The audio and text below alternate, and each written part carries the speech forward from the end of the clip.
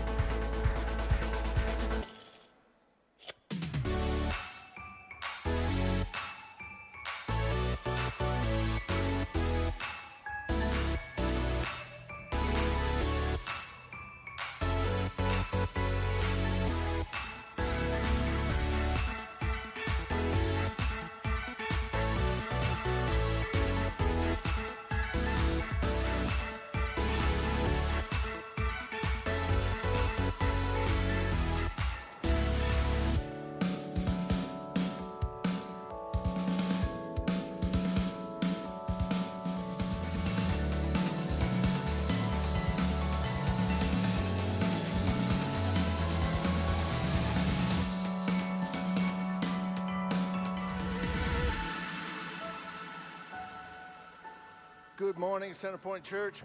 Please stand up and worship with us today.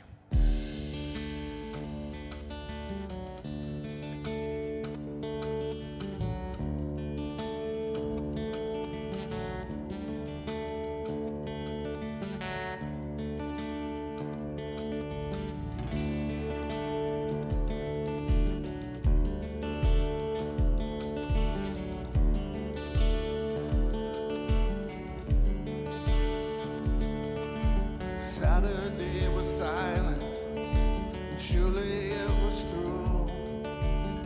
Since when has impossible ever stopped you? Friday's disappointment, Sunday's empty tomb. Since when has impossible ever stopped you?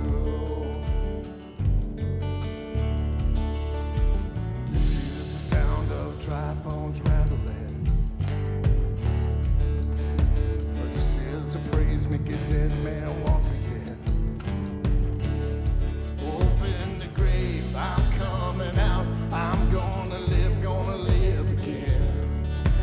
This is the sound of dry bones rattling. Yeah.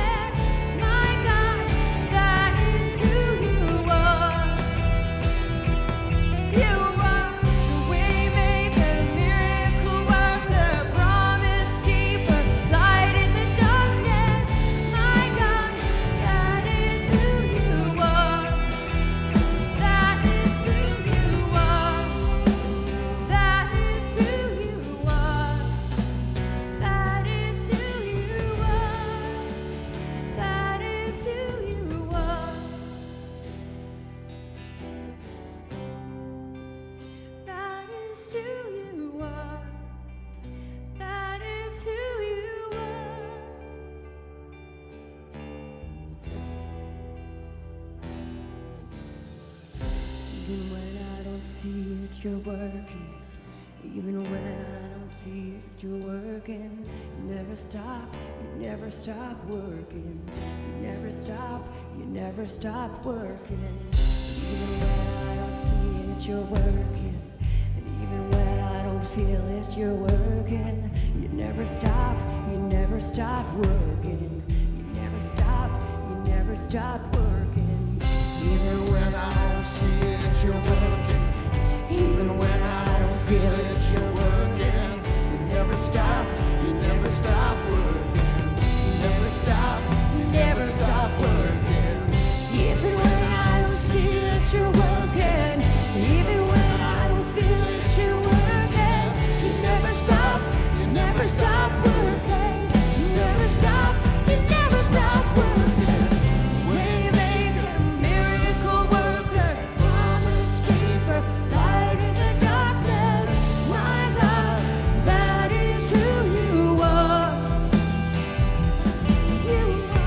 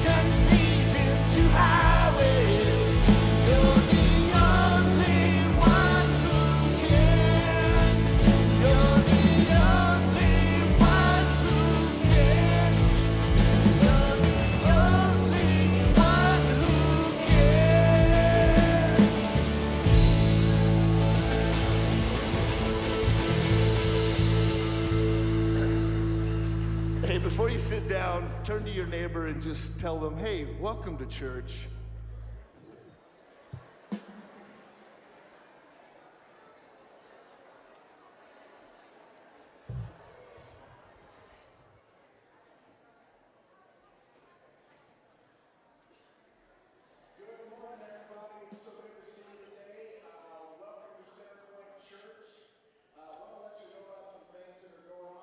We have a thing called Monday Night Church. It's actually a third service of this church, and it is on Monday nights. But it is a service that is directed at college age and young adults.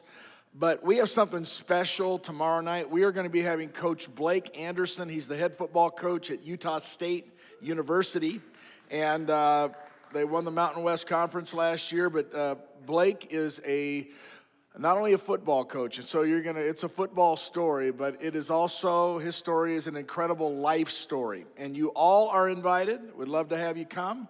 And better yet, bring a neighbor, bring a friend with you. It starts at 6:45.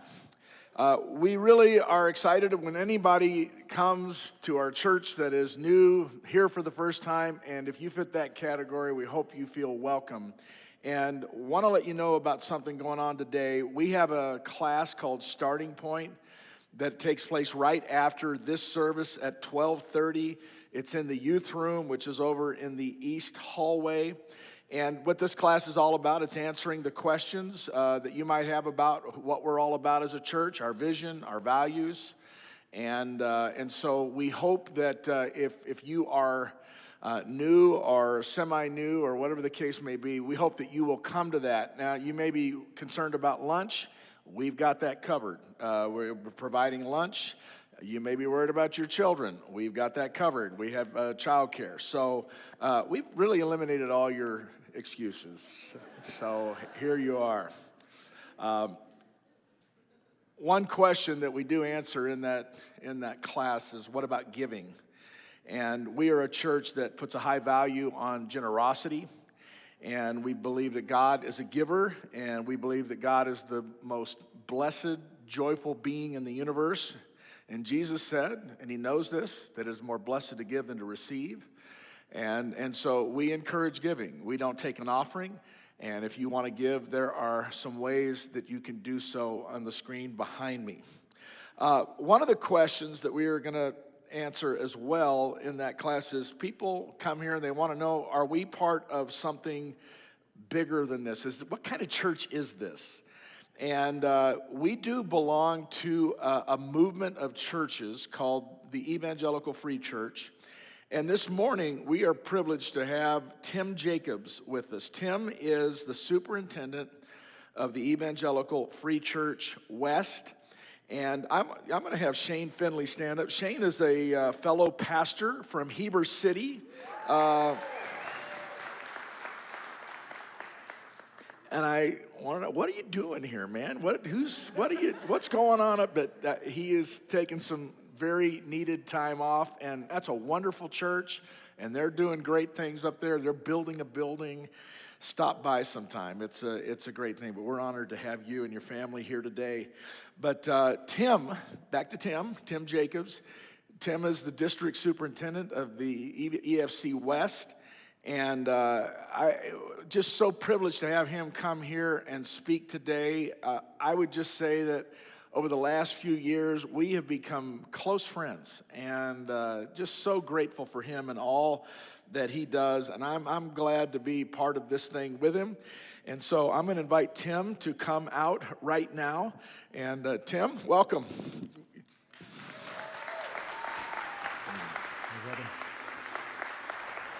It is such a privilege to be with you today. And before Scott gets off the stage here, in addition to working with our district, I also have the privilege of serving as a reservist in the military. And if you have any military background at all, you know that one of the traditions is that when someone does something noteworthy and honorable and worthy of respect, we like to honor and recognize people. And so in the spirit of that, we've made these little coins here, just like you do in the military for EFC. EFCA West. And you have to know something.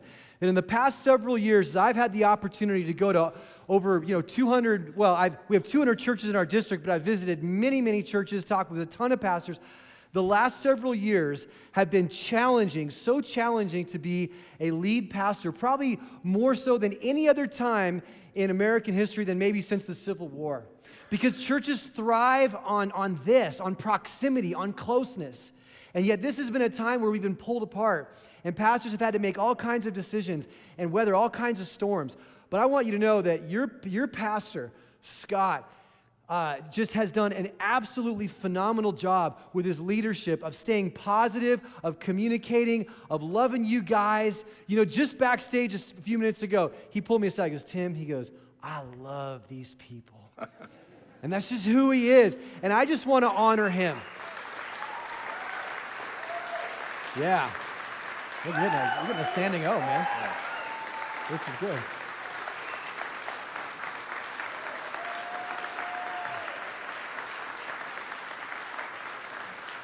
And so we have this little coin that says EFCA West, and on the back it says, shepherd the flock of God that is among you. You can't see it, but it almost looks like the mountains that you guys have out here. A little. It's cool. So anyway, Scott, this is for you, brother, and on behalf of our team to say thank you for all you've done. Oh. Scott, you have to buy us all a round of drinks now. Here you go. You can't drop it. All right. Did Shane get one of these? I think no, we didn't have him when Shane was around. I gave you one. I feel I feel special. We'll get him one. Have him up again, Shane, and he'll give you one. All right? Okay, buddy. All right. Thank you. All right. Thank you very much, Scott. We can't be dropping these. Don't tell anyone that happened.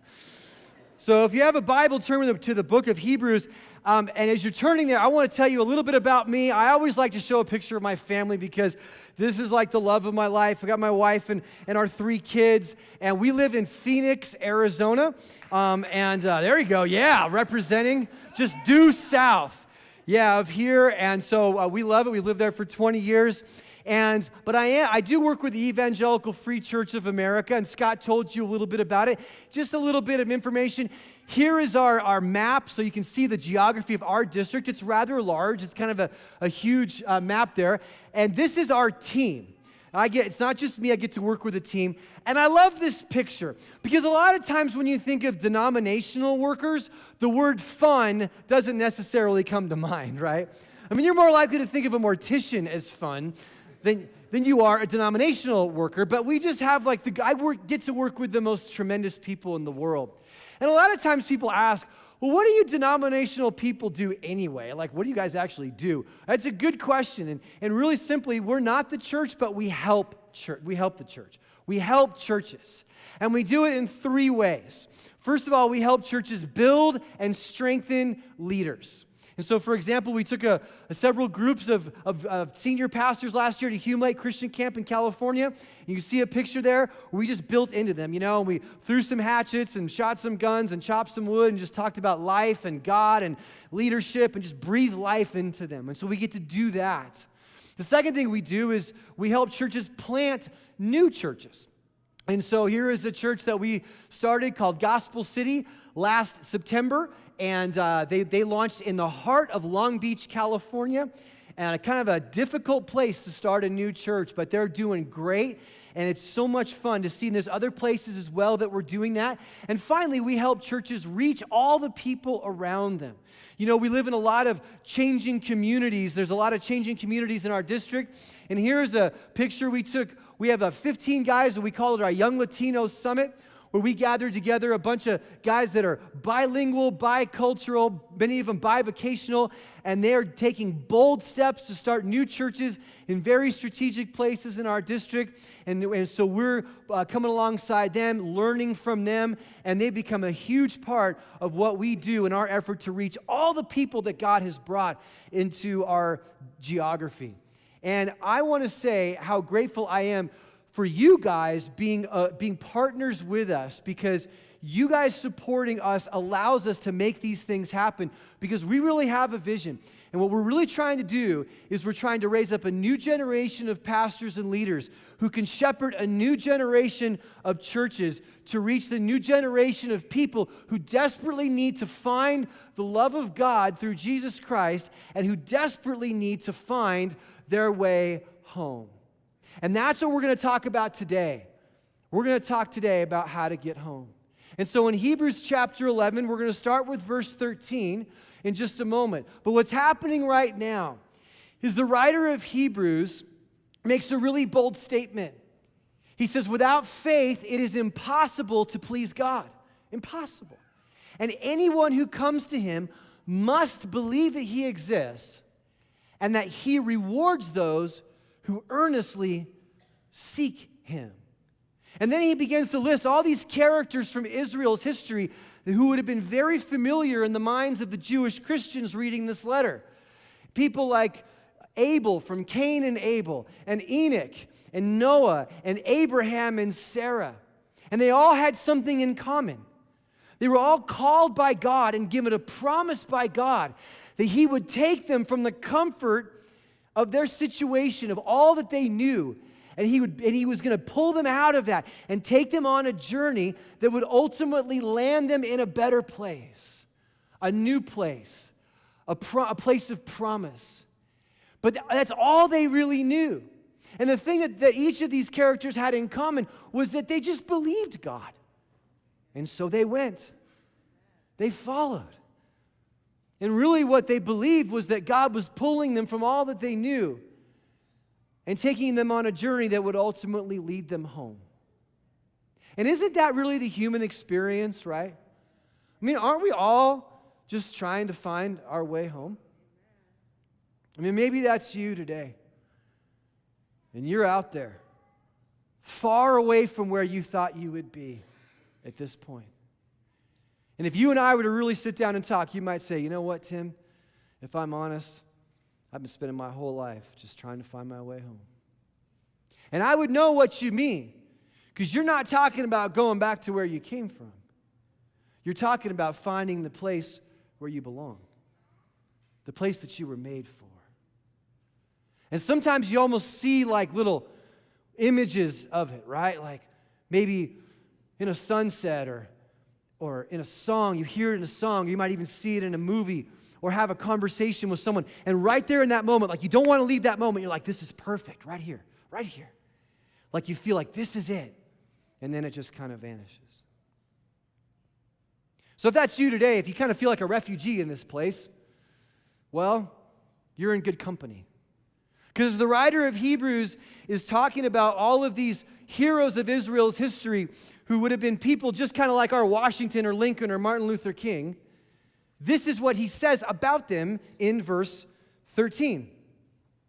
He says, these all died in faith, not having received the things promised, but having seen them and greeted them from afar. And having acknowledged that they were strangers and exiles on the earth. Very important. For people who speak thus make it clear that they are seeking a homeland. If they had been thinking of that land from which they had gone out, they would have had opportunity to return. But as it is, they desire a better country, that is, a heavenly one. Therefore, God is not ashamed to be called their God, for he has prepared for them a city. And so today I want to talk to you about how to get home. And in this passage, there's three, actions we need to take or decisions that we need to make that if we do this, if we orient ourselves this way, we will begin to understand what this journey is all about, and we will know what it means to make it home. So how do I get home? Well, the first thing that jumps out here is this. If I'm going to get home, I've got to, number one, acknowledge that I don't belong here. Listen to what again he says in verse 13. These all died in faith, not having received the things promised, but having seen them and greeted them from afar, and having acknowledged that they were strangers and exiles on the earth. So we've got to ask ourselves the question, what are the things promised? Well, all throughout the Old Testament and everything else, the promise would always be that God would gather a people for himself and that he would rule them through the arrival of someone called the Messiah. And the Messiah would rule with justice and peace and with love. And for so long, I heard that and I was like, well, okay, who cares? Because we live in such a great place anyway that doesn't have the struggles that most of the world has had. But I think in the last few years, we've kind of run up against some issues in our society where we're like, yeah, we really need justice, we really need peace, and we really need love. And there would be a society someday where you wouldn't have to look over your shoulder anymore. You don't have to worry about someone trying to take something from you or hack into your bank account. You don't have to live with that low-grade anxiety of, do I have what it takes? Am I going to make it? Who's coming after me? Because the place will be ruled directly and perfectly by a Messiah. So it's always been about the coming of this Messiah. And so now here we are on the other side of the arrival of Jesus. And we have his death and his burial and his resurrection and his ascension. And we have his words and his miracles and the record of all that he is. And so we're like one mountain range over. The light is a little brighter for us as far as this is concerned. But for them, it was really dim. They really didn't know where it was all going. But God called them away from what they considered home and sent them on a journey that would be their actual home. And they got to the point in the process where they said, yeah, this earth doesn't work for me like it used to. And that's what I want to ask you. Have you acknowledged that you really are in exile here? Because until you do, and you come to terms with that, you're always going to be confused by why the things that you thought would bring you so much happiness just keep coming up short. Everything this world goes after, everything. And you're like, I don't know why it doesn't do it for me like it used to. Because it's not what you were made for. This is one of the reasons as well that the Bible instructs us to show mercy to the alien and the stranger, the immigrant, the one that doesn't know our language and our culture, because we so easily can have an advantage over them. And so you see someone that doesn't know the language and they don't know the customs and the culture, and they're out of step with society. And when you see that person, the reason we don't look down on them, the reason we show mercy to them, in part, is because God's going, see that person? That person is a physical representation of your spiritual reality. You're out of step here, or at least you should be. There should be something that doesn't quite fit in terms of this society and where you are. So as I understand it, here in this beautiful place in Utah, in Orem, in the Utah Valley, I understand it's growing. Am I right? A lot of people coming. A lot of people from California are coming. Yeah. I know, I just stepped on one, right? Now, look, I live in Arizona, and we got the same thing, right? So literally 20 years ago, like this month, we moved from California to Arizona. So we were one of those people. And now we're like, all right, we're good, right? There's enough of you. Hey, guys, they got beaches there. It's great. You know what I'm talking about, right? So there's a lot of movement happening right now. And if you're from out of state and you moved, welcome to Utah. It's a wonderful, beautiful place. Okay, yes. But a lot of times what we'll see, like where I live in Arizona, it's growing like crazy, and you'll see on the back of like someone's SUV a little sticker, and it'll have the outline of the state where they're from, and in the middle it says home. And what are they saying? They're saying that I may be here, but my heart is back in Washington or Wisconsin or California or wherever. And in a sense, that's the same thing. That should be us. Like, yeah, we're here, we live here, but our hearts are home.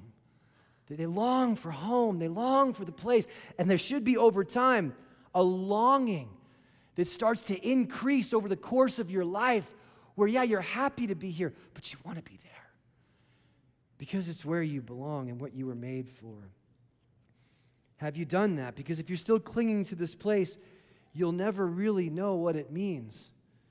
You just have a hard time understanding the journey that God has you on. And that leads me to my second point, which is this. Not only do we need to recognize that we don't fit here anymore, but also we need to make it clear that we seek a heavenly homeland. Because look at verse 14. For people who speak thus make it clear that they are seeking a homeland. If they had been thinking of that land from which they had gone out, they would have had opportunity to return. But as it is, they desire a better country. That is, a heavenly one. Well, what do we mean by this better country anyway? You know, a lot of times in churches, we talk about, the churches, especially our churches, do a great job talking about the death of Jesus and the cross and forgiveness and all that means, and it's wonderful and beautiful. But a lot of times I feel like when it comes to the resurrection, we're kind of like hazy about it. Because we talk about it at Easter and everything, and then we dedicated the resurrection on Easter to talking about that. But I think sometimes we forget that is such a central part of what is contained in our hope. And why is that? Because the Bible is very clear, and John says in Revelation chapter 21, what? Then I saw a new heaven and a new earth. And the promise is, this is not debatable. Someday, all of us are going to live on a new, recreated earth without all of the stuff that rots and breaks down. And you and I will have bodies that will be invincible, incapable of breaking down. And all of the stuff, you will be incapable of dying, of cancer and COVID and all the things that get us and drag us down and start to make you just despair of life. You will have a body that will never die, and that is central to who we are. And so when we talk about this better country, there is someday going to be that reality for each one of us, and we need to incorporate this as part of our lives so that, and this is the thing, in your daily walk with God, in your daily the things that you ruminate on and meditate on and think about, is it central in your life that yes, here and now, this is a wonderful place, but someday you are going to have a body that will never, ever die. And we're crazy enough people, we Christians are crazy enough people to believe that this earth is far below the capacity that we were made for. We're just, people call us narrow-minded and all this kind of stuff and unimaginative.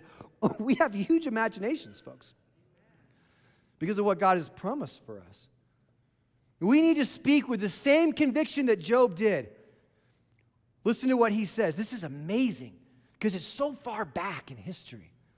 But he says this, "For I know that my Redeemer lives, and at the last he will stand upon the earth. And after my skin has been thus destroyed, yet in my flesh I will see God,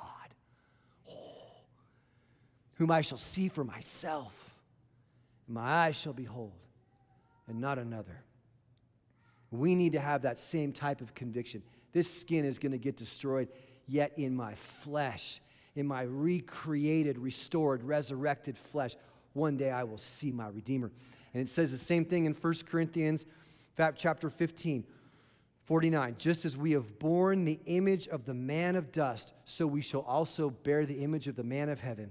In other words, just as you can look back in all your family pictures and see all the resemblances and all of the similarities that go back generations all the way back to Adam, in the same way you know that you bear that relationship, you also in the same way will bear the likeness of the resurrected Jesus. And that his resurrection is that proof, that first fruit, that first one proving that what he has, you and I will someday have.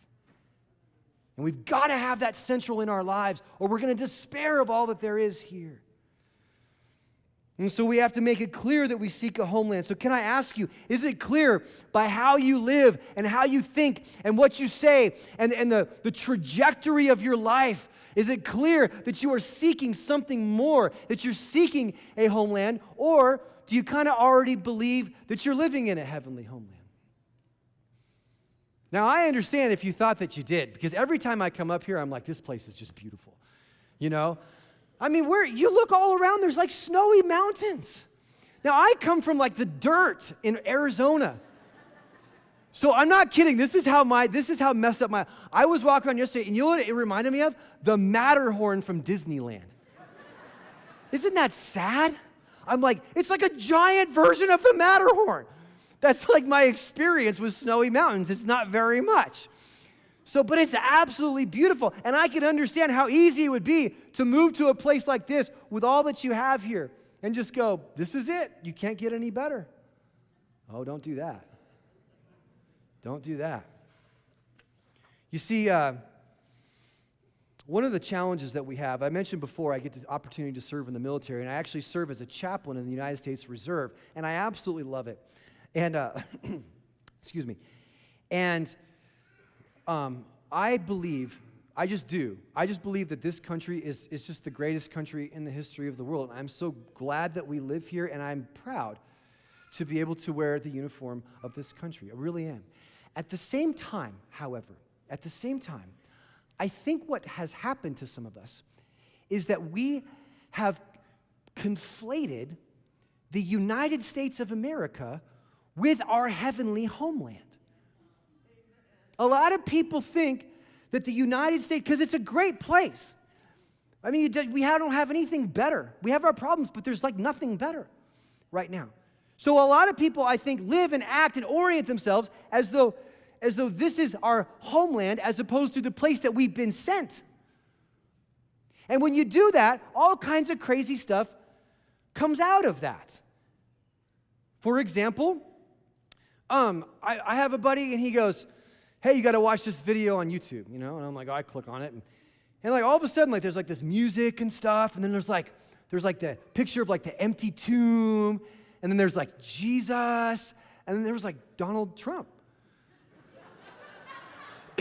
And I was like, that's weird. And then there's like an angel and like a dove and then Donald Trump. And then like the White House and a flag and Jesus again. And I was like, what is this that we're watching? I don't understand what is going on here. Okay?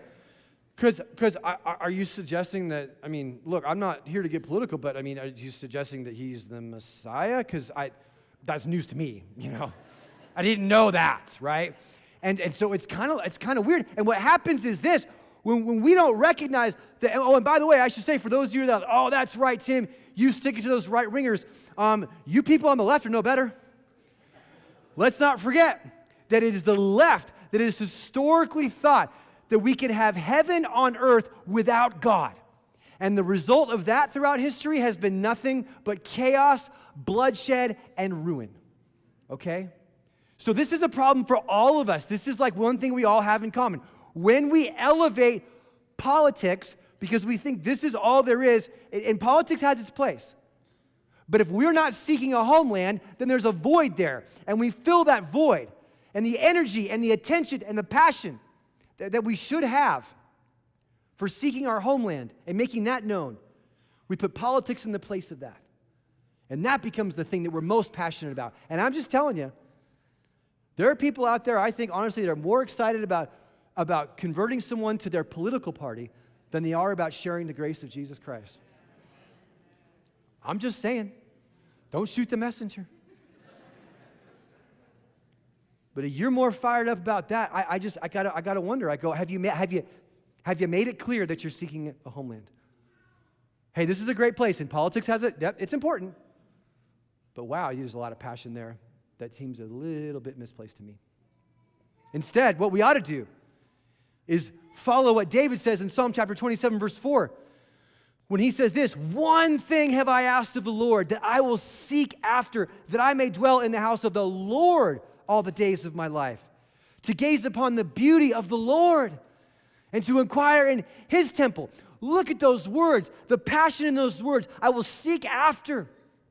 I will dwell in the house. I want to stay there and gaze upon the beauty of the Lord. So my affection, my energy, my ambition, my trajectory, all that animates me is the sincere, unyielding conviction that God has called me out and put me on a journey, and he is leading me home.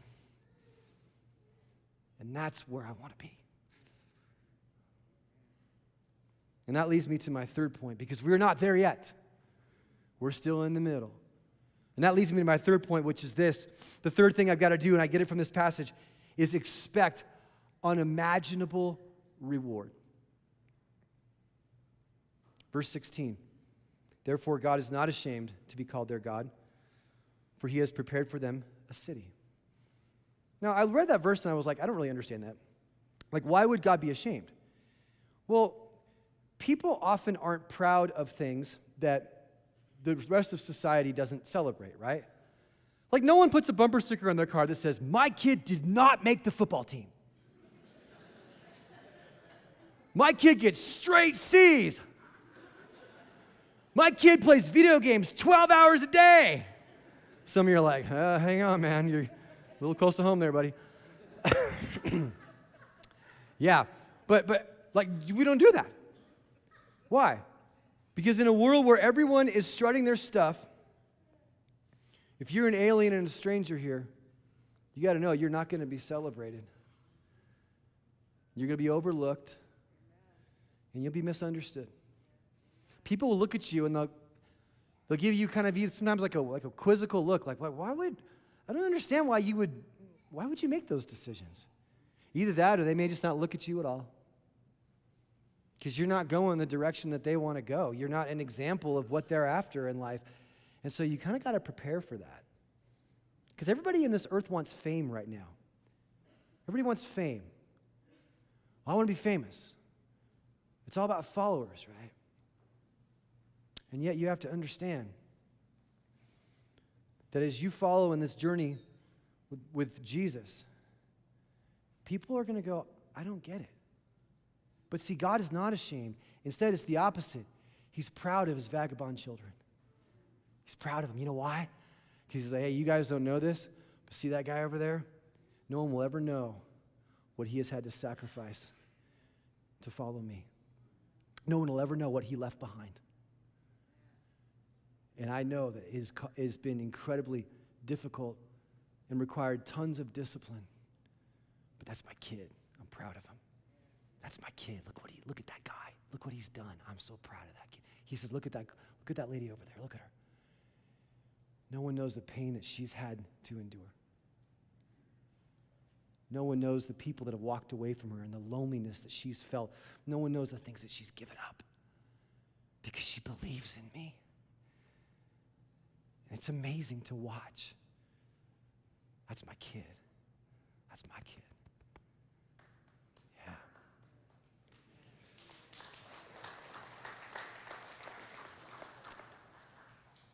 For some of us, our faith is going to cost us dearly. You may have to walk away from people that you love. You may have to walk away from a relationship that you thought was the one. You may not get the promotion that you thought you were going to get. If that's you, though, you're in good company. Because God has prepared for you a city. And you go, city? I don't want to live in a city. I live here. If I want to live in a city, I just go up the road, a couple miles, 40 minutes. What's so great about a city? Well, when you hear that, don't think urban versus rural. Think security versus insecurity. Because if you were a nomadic person like all of these people were, you were constantly on the run from enemies. You were experiencing continuous anxiety, always threats around you. At any moment, life was tenuous. And there was that low-grade fear of what's going to happen next. But back then, if you lived in a city, the city had walls around it, and they were thick. And it was stable and secure. It had identity. It was a place that you could rest. It was a place that would give you meaning, and finally you would have arrived. That's the contrast. And one of the most amazing verses, I think, that captures what life will be like in this messianic kingdom when Jesus finally rules over us is found in Micah chapter 4, verse 4. I love this verse because it says this, "But they shall sit, every man and woman, under his vine and under his fig tree, and no one shall make them afraid. For the mouth of the Lord of hosts is spoken." And you know why I love that? Because I love the imagery. Because someday, in the New Jerusalem, you will be able to sit under your own tree, your own property, something that belongs to you, under the shade or the cool breeze. And you can lay your head back under your tree, and you don't ever have to worry about anyone coming after you. You don't have to keep your guard up, because you'll be where God has intended you to be, what He's made you for. And I want to see you there someday. I want to meet you there someday. It's not very far off. You know, in a message like this, some of us are like, hey, you know what? That's great, Tim. I get it. There's this promise, and we're on a journey. But I got to be honest with you. I'm tired. Like, it's really hard right now. I don't know if I'm going to make it. So what do I do? Well, last year, I have this friend named Mike. He calls me up and he says, hey, I got an idea. Let's run an ultra marathon in Zion National Park. It's like, really? Like, with friends like that, right? You don't need any enemies, you know? So I'm like, fine. Now, I know I don't need to explain this to you, because Utah, I just read a report, is like the fittest state in America. So there you go. You guys all, yeah, you can clap for yourselves. Wow. Self-congratulatory stuff. I get you people now. But you know, you're a little cross-country skiing, and you're a little hiking, and you know, whatever you do. I don't know what you all do here, Nordic stuff or whatever, but that's cool. So great, good for you. But so most of you probably know that anything longer than a marathon is an ultramarathon. It doesn't matter what the distance is. And so the logic is simple. If someone comes up and says, I ran a marathon, you can say, well, I ran an ultramarathon. And you can beat them, you know. And so that's, you know. So anyway, now we ran the entry-level ultramarathon, the shortest one that you could do, which is known as the 50K, which is about 31 miles, right? Now, in case you think that's impressive, you have to know that at this race, not only was there a 50K, but there was also a 100K, which is 62 miles, and a 100-miler, which is 100 miles. So we train for this thing, and we go out and we do it, and it was awful and brutal and whatever, and we finish, and we go back to the hotel just dead and delirious and demoralized and all this kind of stuff. And the next day, we have to go back to the finish line, because I left a bag on one of the aid stations, and they were going to bring it down, and I was going to pick it up on the way home. So we go back to the finish line, and now it's the next day, and the 100-milers now have been going for 30 hours. And they're still coming across the finish line. And I'm like, I couldn't believe it. So this one woman, she crosses the finish line. I'm not kidding you. She was at least 65 years old, maybe older. She looked like a piece of beef jerky. Like with shorts and a top. And I don't mean that bad. You're like, how do you not mean that bad? But you know, she was like sinewy and stuff, right? Like she'd been out there. And I saw her, and I kind of like hobbled over, because I can't walk worth anything. And I went over to her, and I was like, congratulations. You just finished 100 miles. I'm like, that's like an amazing accomplishment. Like, that, seriously, I just wanted to come over and say congratulations. And she says, well, thank you very much. I appreciate that. But you know, I almost didn't make it. You see, I was 80 miles in, and I was in the medical tent, and I was done. I had nothing left. And I was about ready to pull myself from the race. And I would have done it, except all of a sudden, this guy comes over to me, and he says, come with me. So I went. And she finished. She made it. Now, some of you right now, you're like 80 miles in, and you're in the tent right now, and you're done. You're sitting there and you're going, you know, I never thought the journey would be this hard. I never thought it would be this long. I've never felt so shattered in my life. And you're ready to pull yourself from the race. You're ready to give up. I can't do it anymore. And if you're there, you know what I'm talking about. You know, when you're there, you know it's a real thing. But if that's you,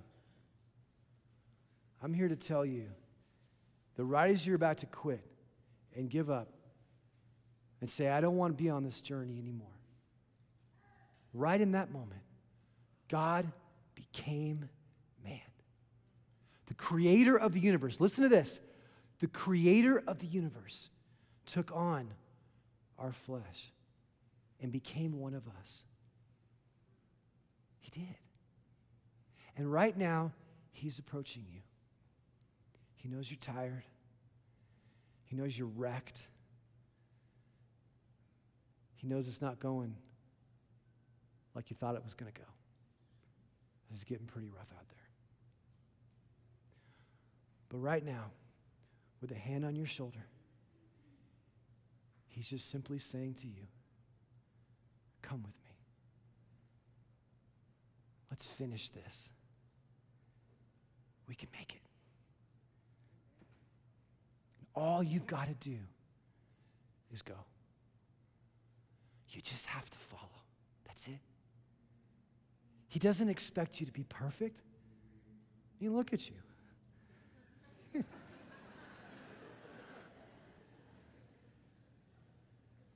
He's just asking you to follow, to take one more step. He knows where you are, and he loves you more than you can imagine. So go. Because if you go, you'll make it. If you follow, he will lead you home. Let's pray together. Some of us today, for the very first time, need to place our trust in Jesus Christ. We need to declare ourselves an alien and an exile and a stranger from this planet. So if that's you right where you are, I just right where you are in your own heart, say, God, I'm done playing games. I'm done pretending that I'm this great person that can do it all. To be honest, I'm in the tent. It's hard. I'm tired. I need you to forgive my sin. I need you to lead me. Today, I'm telling you I will follow you. I won't be perfect, but I will trust that you are taking me somewhere, the place that you made for me, and you will be my God. Tell him that right now. It's a time of surrender, a time of getting to the end of yourself. For the rest of us, maybe you made that decision a long time ago, but these last few years and maybe even these last few months, if we're honest, you're done. And you're wondering, God, where are you taking me? Am I going to make it? And you might be right on the edge of going back to where you came from. And I'm here to tell you right now, in this moment with just you and God, where you say, God, no, I don't want to do that. Today, I look at me and I believe, as I look at those who've come before me, that just as you led them, you will lead me. And so today, God, I'm taking another step, and I will follow, and I will trust, and I will obey, and I don't know what's going to happen, but I believe that you are God, and you are bigger than anything and everything. And so I will follow. Thank you, Lord, for these precious men and women that you died for, you shed your blood for, you gave your son for. Thank you for where you're taking us, and for your magnificent grace, which covers all. In Jesus' name, amen.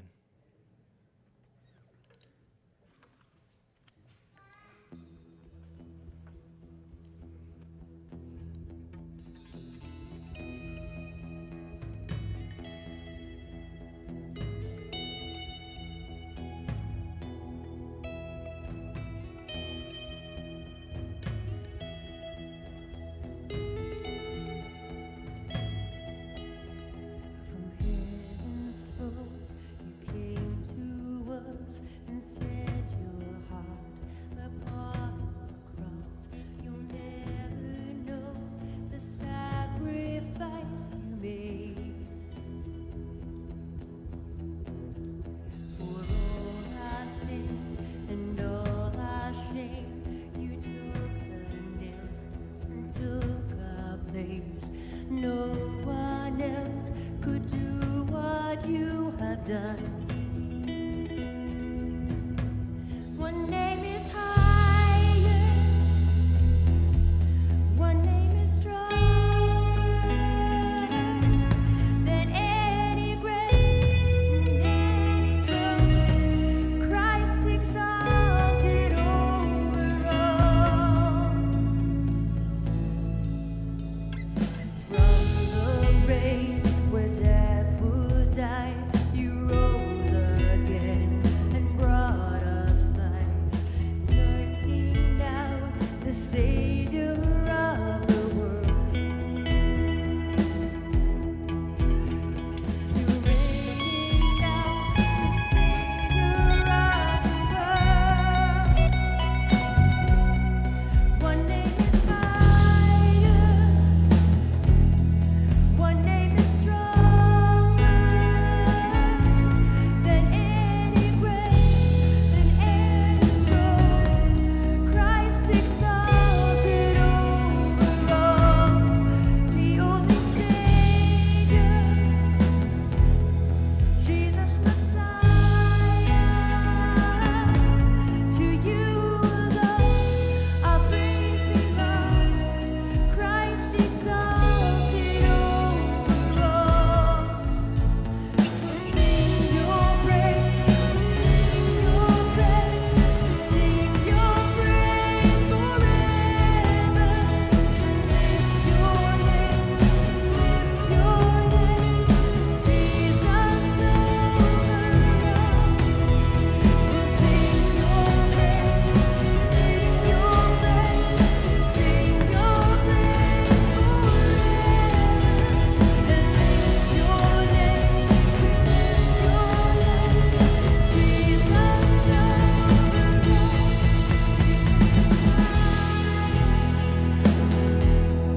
One name is stronger than any grave,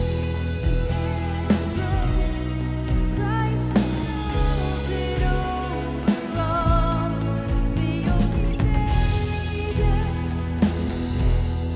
Jesus Messiah. To you alone our praise belongs. Christ exalted over all.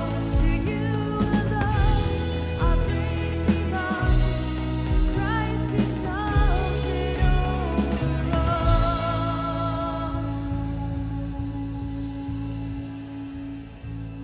Amen, amen. Go in God's grace, go in God's peace, and have a blessed week. We'll see you back here next Sunday.